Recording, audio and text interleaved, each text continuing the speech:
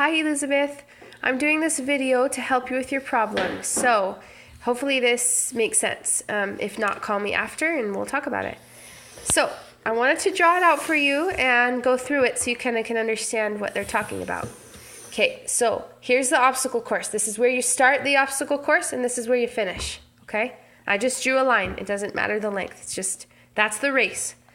They told us at every sixth part of the race you have to do the tire. At every third, you have to do the cone. And at every half, you have to do the hurdle.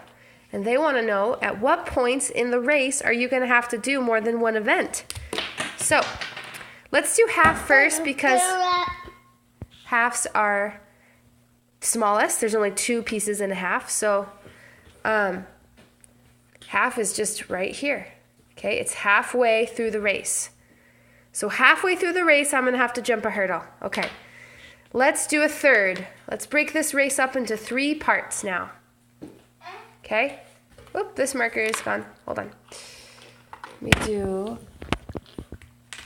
Okay. So 1/3 through the race, I'm going to change this now. I have to do the cone, okay?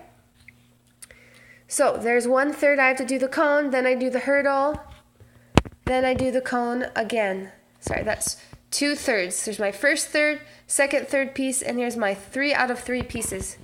See what I did? I split the race into 3 pieces so that I know at which points I have to do my cone. Okay, so now we know when we have to do the hurdle and when we have to do the cone. Now let's do the tire. This is going to shake things up, this part, okay? So now I'm going to break my race into 6 parts, okay? 1, 1/6, 2, 2/6. Let's show you down here. 1/3 and 2/6 are equivalent fractions because look, I multiply them by the same number, by 2, and I get 2/6. You'll also notice if you look at your fraction strips, okay, if you see 1/3 is orange and 2/6 is that dark blue down there, those are the same. Let's see if I can show you right here. Okay, here's 2/6 and here's 1/3. See how they're the same? 1/3 is just one big piece and 2/6 is just 2 smaller pieces, but they're the same. Okay, they meet at the same point. So that is why at my race, I'm going to have to do 2 events here. I'm going to have to do my tire and my cone. All right, let's keep splitting this race into 6.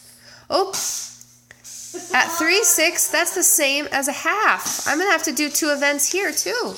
Because look down here. 1/2, 3/6.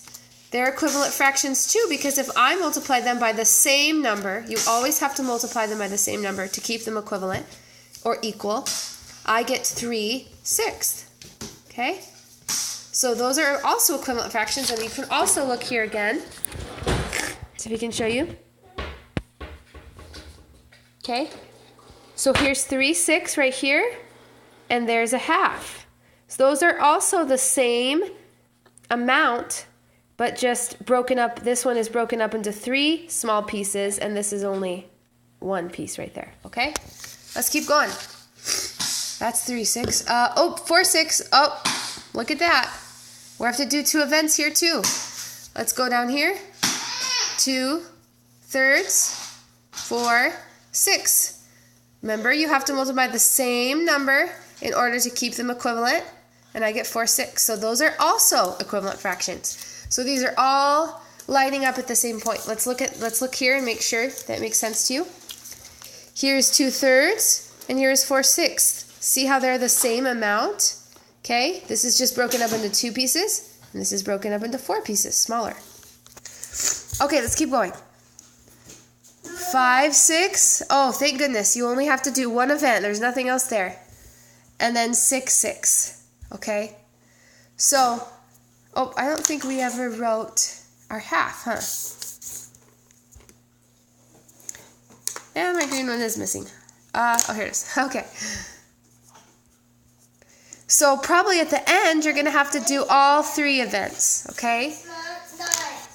So in your obstacle course, you're going to have to do cone and the tire here. You're going to have to do hurdle and tire here. You're going to have to do cone and tire here. And then here, you have to do all of them, okay? And then here, you only have to do the 1 events. So this problem is looking at equivalent fractions like I showed you here. So hopefully that helps. If not, give me a call.